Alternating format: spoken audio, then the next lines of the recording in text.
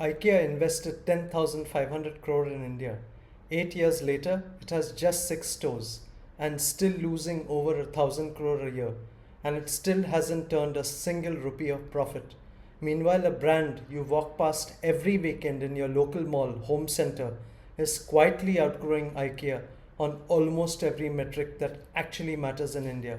And today, I'm going to tell you exactly why IKEA is struggling, and it has nothing to do with furniture.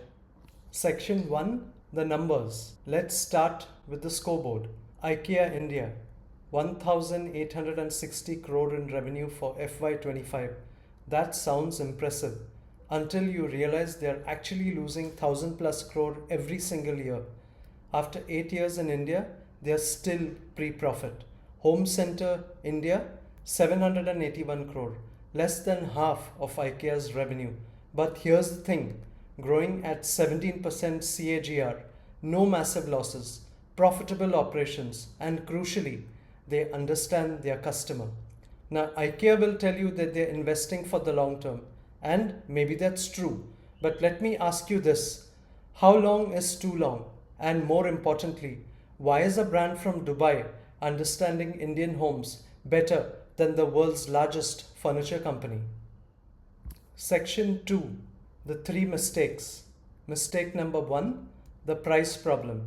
IKEA's pricing in India sits between 3,000 and 15,000 for most of their furniture and accessory products. Yes, they have some products under 1,000, but this is pure perception. The moment you move into that massive store, it's actually expensive.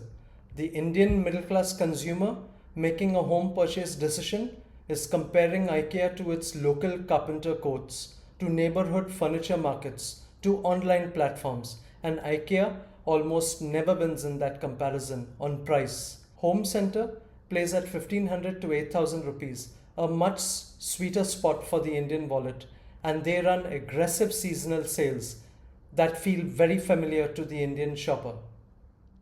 Mistake number 2, the style mismatch. Here's where I want to be direct, because this is something most analysts won't say out aloud.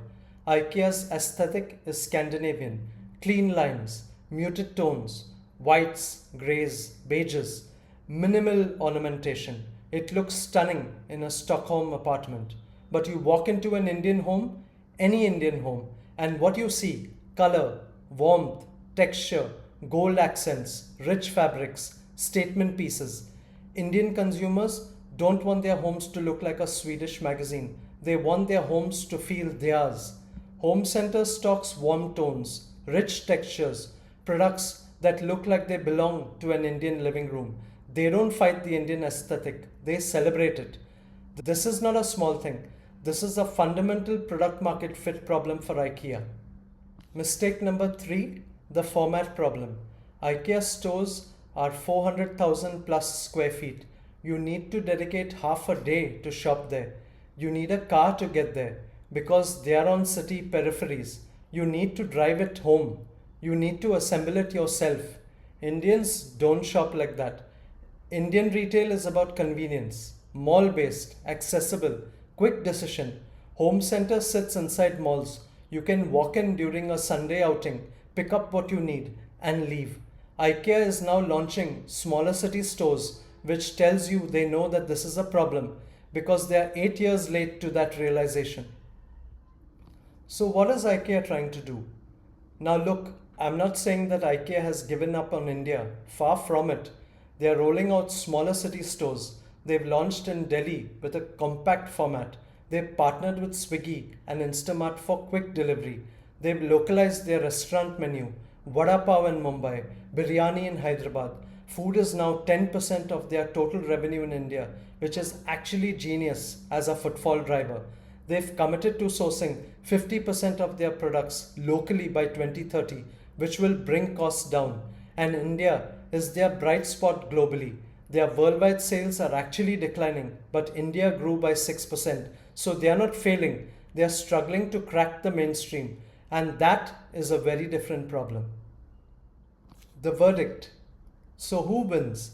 Right now, it's Homecenter, because they did the unglamorous work of understanding Indian homes, Indian price points, and Indian shopping behavior before writing a single check. But 5 years from now, that's a different question.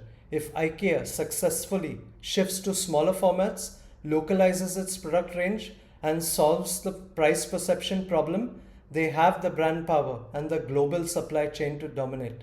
The lesson here is the one I talk about on this channel constantly. India is not a scale problem. India is a fit problem. You don't win by being big. You win by being right. IKEA is big. They're just not right. At least not yet. That's my read on IKEA versus Homecenter in India. Do you agree? Or do you think I'm being too harsh on IKEA? Drop it in the comments. I read every single one. If you're new here, I'm Elton Pereira, the retail guru. 25 years in retail across India and the GCC. And this channel is where I break down how brands win and fail in India. Subscribe if you want more of this. I'll see you at the next one.